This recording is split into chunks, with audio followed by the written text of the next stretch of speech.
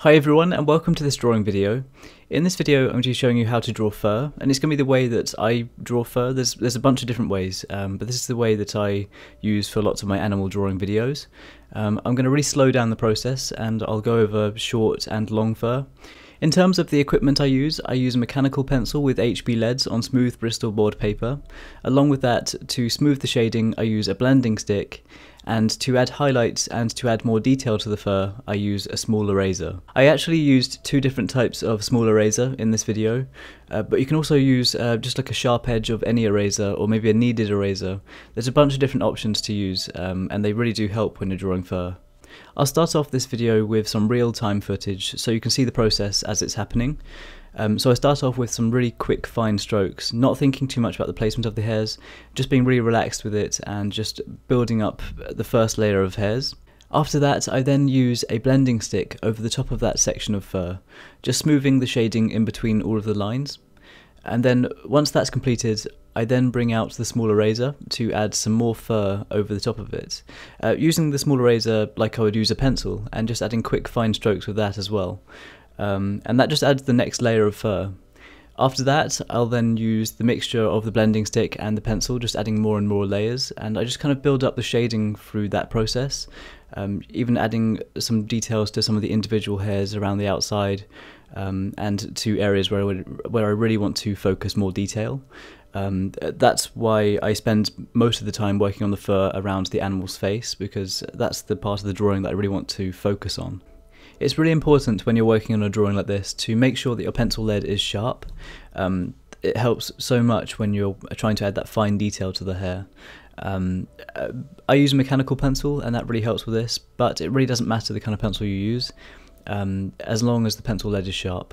When you're working on a drawing of fur or hair like this, I really recommend not to worry too much about the line placement or the placement of any individual hairs. I like to have some references in front of me that I use for inspiration, and that they help to guide me in the process of how the fur should be looking, but I don't copy them. I use them as a guide, and then I just start adding the quick fine strokes as you saw in the real-time footage. The whole process is exactly the same as that. I just add the quick fine strokes and use the blending stick, and then added more quick fine strokes with the eraser.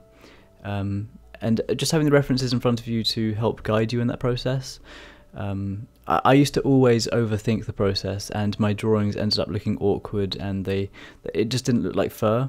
And I also found that I used to add really dark lines initially, which was a bad idea. I think it's a good idea to start light and then start building up the layers of shading as you go. I think if you start adding darker lines to begin with, it can just really take away from any kind of realism.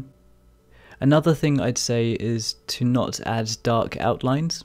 When you're looking at fur or hair in the real world, it doesn't have any of those dark outlines. It's quite often hair is quite transparent, so it shows light through. So when I'm working on these drawings, I like to use a blending stick to kind of smooth some of the sharp lines around the outside of the drawing, to take away from that sharpness and the dark shading. I have another process that I use later on in this drawing that I like to use recently that kind of shows more of an environmental lighting effect. I'll show you that. It can really help to add more of a realistic kind of outside feel to a drawing, especially when you're working on wildlife drawings. If I need to work on some lighter fur, I like to start off by adding some really tiny lines with the pencil, and then I use a blending stick over the top of that. And then I really rely on using the small eraser as I would a pencil, just adding all of the quick fine strokes with that. And it's basically the same as I would all of the other fur, but there isn't as much pencil for the first layer.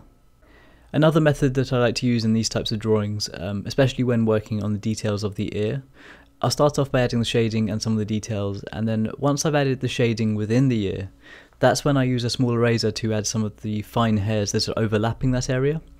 This is a great way to add more depth to the drawing, make it seem more realistic, and it really makes that area seem more 3D, just by having some lighter hairs overlapping a shaded area. For the environmental lighting effects that I mentioned earlier, this is a process that I only recently started using, and I really love adding it to my drawings. I start off by adding a little bit of a background to the drawing. It depends on the drawing you're working on. Maybe if you've added a really detailed background, this process will still work. So in this case, I added some basic shading going all the way around the squirrel, and then I got the small eraser and started adding some fine hairs going around the outside of the squirrel. This is a way of kind of showing the way, if the sun was in the background and shining towards the squirrel, it would act as a way of kind of silhouetting and really making the outlines of the squirrel stand out. I love this effect in the way it makes the hairs look like they are kind of transparent and the light shines through them. And it's another way of making a drawing really stand out from the page. In this video, I also want to show the process for working on long fur. And it's pretty much exactly the same, but just making those quick fine strokes a little bit longer. And that's really it. I start in exactly the same way, adding the first layer with pencil, then using the blending stick, and then using the eraser, and then just building up the layers in that exact same process. I made sure to slow down some of the footage in this video to show when I start using the small eraser to add some of the fine details. I followed the same process that I did for the squirrel's ear for this cat's eye, where I start adding some really dark shading towards the right side, and then over the top of that shading I started using the small eraser to show a separate level and a separate layer of highlighted fur. I love using this process, and I think it's really effective in adding more depth to a drawing, especially adding that highlighted fur alongside the dark shading within the cat's eye itself. Working on drawings of fur like this is really all about playing with contrast, the difference between the dark shading and the highlights, layering them on top of each other and just playing with that. And I highly recommend just trying drawing fur just in all these different ways and just seeing the kind of effects you can come up with by using like a sharpened or a small eraser. It is so much fun. I used to be really worried about working on drawings of fur or hair. But now, using this process, I look forward to working on it. I really recommend trying it out if you get a chance. Anyway, I really hope this video has helped you out, and if you have worked on anything similar, or if you followed this video along, then feel free to show me your work on Twitter, Facebook or Instagram. It would be awesome to see. If you want to see more videos like this, then make sure you're subscribed, and any likes or shares on this video, they really help me out and I really appreciate it. If you want to follow my progress and keep up to date with everything I'm working on, then be sure to check out the links in the description box below to check out my Twitter, Facebook and Instagram. And once again, thank you so much for the support and thank you so much for watching this video. I hope you're having an amazing day, and I'll see you all soon.